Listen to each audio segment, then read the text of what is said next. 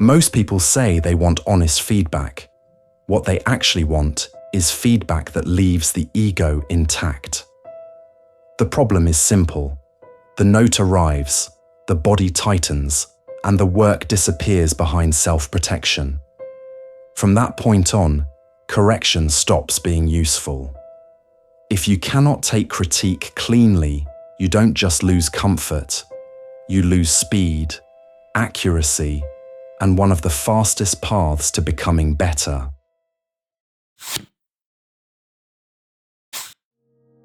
Critique becomes powerful the moment you stop reading it as a judgment of your worth and start reading it as information about the work.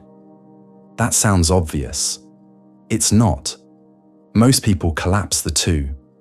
A weak result feels like a weak self.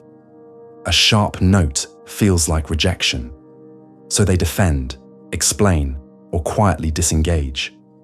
The correction may be accurate, but it never fully enters the system. That is expensive. In a craft, criticism is not mainly social. It is technical. It tells you where the cut drifted, where the standard slipped, where your eye is still behind the requirement. The note may sting, but the sting is not the value. The value is the signal. The people who improve fastest are not always the most confident. Often, they are the people who can stay near discomfort long enough to extract the instruction hidden inside it. Critique is only painful for too long if the ego keeps holding it.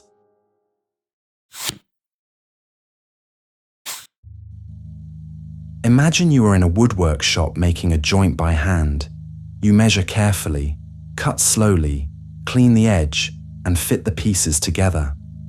To you, it looks solid. Not perfect, but respectable. Then someone more experienced checks it for 5 seconds and says the shoulder is wandering, the line is out, and the gap is larger than your eye can currently see. That moment decides a lot.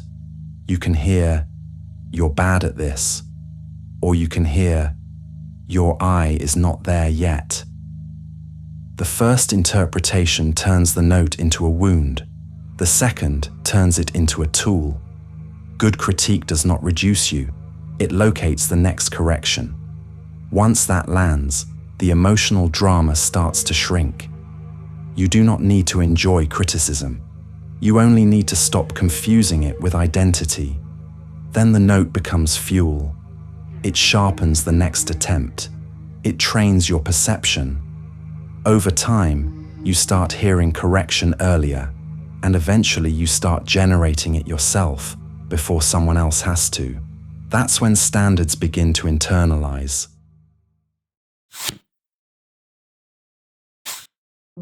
After the next piece of criticism, write down one technical adjustment and nothing else.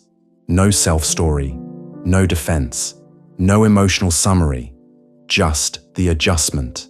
Then apply that change in the very next repetition. Keep the note attached to the work instead of your identity. And once critique starts feeding action, it stops feeling like interruption and starts functioning like fuel. Critique is not there to shrink you, it's there to refine the work. When you stop treating correction like an insult, improvement gets cleaner, faster, and more honest. Take the note, change the next rep. That's the principle. Now go practice.